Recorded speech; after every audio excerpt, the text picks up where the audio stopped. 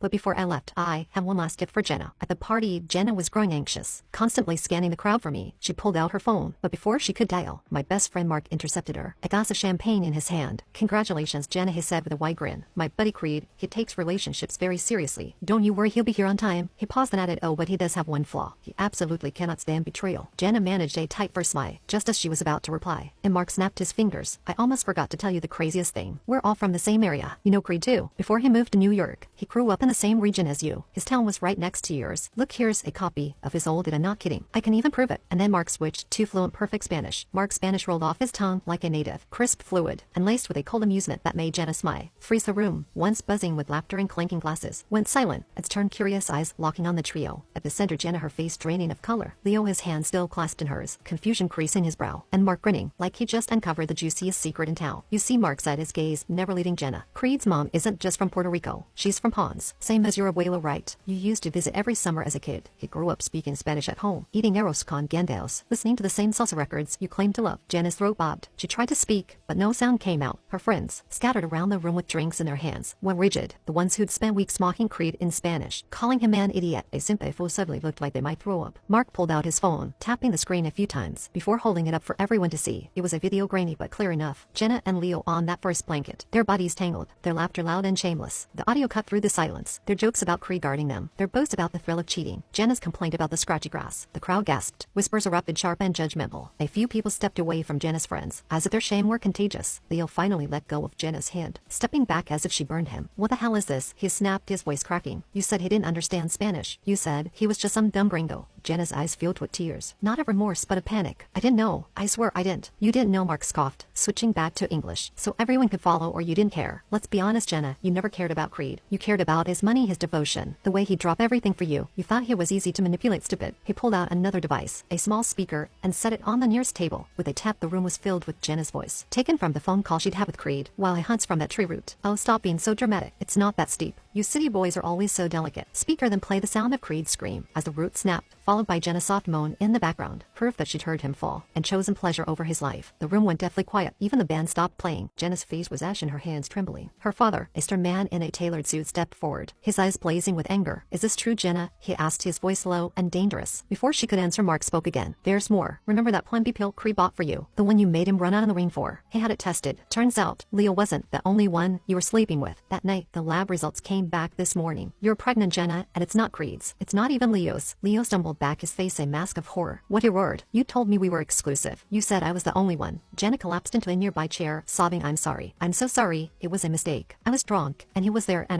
her words were drawn out by the chaos. Guests were talking over each other, taking out their phones to record, whispering about the scandal that would surely spread through the city. By morning, Jenna's friends tried to slip away, but Mark's security team, men Creed had hired weeks earlier, blocked the exits. Not so fast, Mark said, nodding at the guards. Creed wanted you all to stick around. He has a few more things to share. He pulled up his slideshow. On the large screen behind him, there was a series of bank statements, text messages, and receipts, evidence of Jenna's lies. There were payments to our friends for keeping quiet about our affairs. There were texts to Leo mocking Creed's. He bought me a Cartier bracelet today. Idiot thinks it means I love him. There were even receipts for the lingerie she packed for their hiking trip. Charge Creed's credit card. And let's not forget Leo, Mark added, clicking to a new slide. It showed Leo's criminal record: DUIs, assault charges, a pending lawsuit for embezzlement. You thought you were hooking up with a bad boy. No, Jenna, you were hooking up with a criminal. He's been using you to get to Creed's money this whole time. Remember that investment Leo told you about? He stole DOLL AR50 is 000 from Creed's business account last month. Used it to pay off his gambling debts. Leo lunged at Mark, but the security guards grabbed him, pinning his arms behind his back. You're lying, he shouted, struggling against their grip. It's a setup. Creed's framing me. Mark just smiled. Is he? Ask your bookie. He's here tonight, third table from the left. He's been waiting to collect what you owe him. Leo's eyes widened. He looked over at the table Mark had indicated, and his face went pale. A burly man in a leather jacket stood up, cracking his knuckles as he stared at Leo. I know. Jenna was hyperventilating. Her father had dismounted her on the spot, storming out of the room with a final curse. Her mother was crying, muttering about how she'd raised her better. The guests were leaving in droves, their faces filled with disgust. Mark waited until the room had been out before speaking again. Creed's not here tonight. He's on a plane to Paris. He's starting over without you, without the lies, without the drama. He paused, looking at Jenna and Leo with a cold, hard gaze. He wanted me to tell you this. He forgave you, not because you deserved it, but because he's better than you. He's moving on. You too. You're stuck here with your lies, your mistakes, and the mess you've made of your lights. He turned to leave, then glanced back. Oh, and one more thing. The apartment you're living in, the car you drive, the credit cards you've been moshing out, they're all in Creed's name. He's already canceled them. You have 24 hours to pack your things and get out. After that, the locks will be changed, and the repo man will be there. With that, Mark walked out, leaving Jenna and Leo alone. In the ruins of their shattered lives, the only sounds were Jenna's sobs and Leo's angry shouts as the security guards dragged him away. 6 months later, Paris Creed Saturday at a sidewalk cafe, sipping espresso and watching the world go by. He'd grown his hair out a little, and the scruff on his jaw made him look older. More rugged, the leg he'd broken in the fall had healed, but he still walked with a slight limp, a reminder of the pain he'd endured, the strength he'd found to move on. He'd taken the transfer to the Paris office, and he was thriving. He made new friends, learned to speak French fluently, and even started painting, something he loved as a kid, but had abandoned after his father's death. His life was calm, peaceful, and exactly what he'd always wanted. He checked his phone, smiling at a text from Mark. It was a link to a tabloid article with the headline, "Cheating Bride-to-be, Jenna Carter left homeless after scandal. Baby daddy unknown." The article detailed how Jenna had lost her job, her family, and her home. Leo was in jail, serving time for embezzlement and assault. Friends had all turned on her, selling their stories to the press for a quick buck. Creed shook his head, putting his phone away. He didn't feel joy or satisfaction, just a quiet relief. He'd spent months healing from the betrayal, and he'd finally reached a place where Jenna's name no longer made his chest ache. He finished his espresso and stood up, stretching his legs. He was meeting a friend at the Louvre, someone he met in our class a few weeks earlier. Her name was Sophie, and she was a curator at the museum. She was kind, intelligent, and had a laugh that made his heart feel light. As he walked down the street, he passed a boutique. In the window, he saw a dress, linky silk, the same color as the lingerie Jenna had worn on their hiking trip. For a moment, a fiancee memories flashed through his mind. The sound of her laughter, the feel of her lips on his, the pain of watching her with Leo. But then he shook his head, pushing the memories away. That part of his life was over. He was no longer the naive, devoted boyfriend who let someone walk all over him. He was stronger now, wiser, and ready to love again if he found the right person. He arrived at the Louvre a few minutes later. Sophie was waiting for him outside, wearing a sundress and sunglasses. He smiled when she saw him, and his heart skipped a beat. "Hey," she said, giving him a hug. "Ready to see the new exhibit?"